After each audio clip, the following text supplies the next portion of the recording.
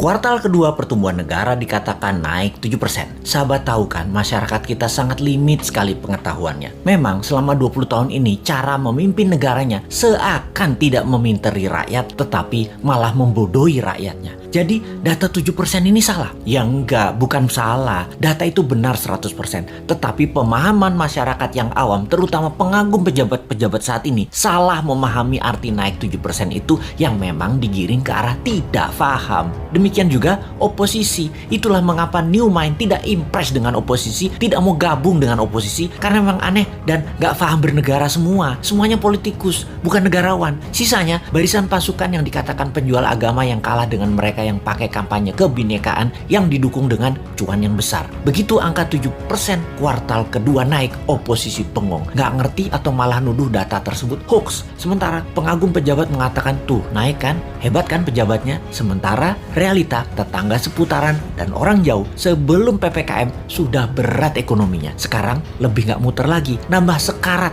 butuh oksigen. Kok nggak ada yang naik? Begini melihatnya. Biar makin paham bahwa New Mind mencoba memberikan pemahaman cara cerdas bernegara. Naik 7% itu year on year. Paham? Nggak peduli. Kini kita ilustrasikan. Tahun lalu minusnya 1,9%. Tahun ini minusnya 1,7%. Naik dari minus 1,9% ke 1,7% itu naik sekian persen. Betul kan? Ya betul, naiknya begitu kira-kira. Bukan dari 1,9 minusnya total lompat plus 7%. Ya bukan begitu. Jadi data tidak salah. Cuman demi populerisme. Kayak artis gitu deh. Nggak boleh terlihat jelek. Jadi diambillah mengemasnya dari sisi positif. Itu tidak salah. Yang salah adalah pemahaman banyak orang yang terus dipolitisasi. Mangkel deh 20 tahun ini gak dewasa-dewasa juga bernegaranya. Lebih mangkel lagi, kenapa setiap masalah pejabat yang ditugaskan dia lagi.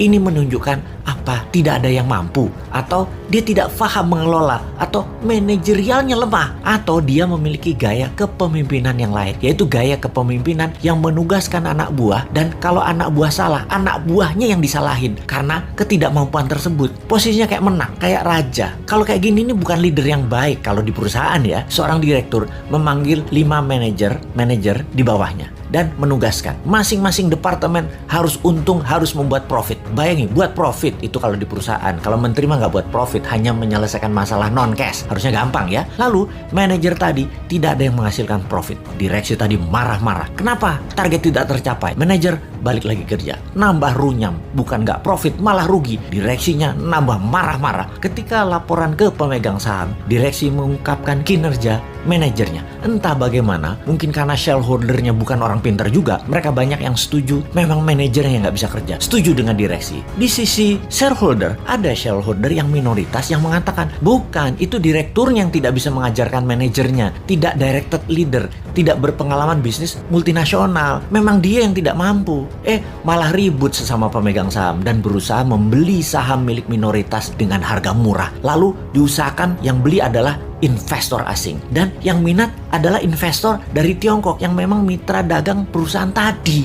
Sudahlah, itu hanya ilustrasi, capek kita balik ke pokok awal tadi. Lalu sektor mana yang naik? Sektor yang dipegang oligarki, yang memang hanya 3% mereka itu, tapi mengendalikan 70% ekonomi. Wis, ngerti ya ilustrasinya ya? Sudah, sana berantem lagi. New Mind mah nonton aja, abis kita dianggap wong bodoh, padahal bodoh beneran.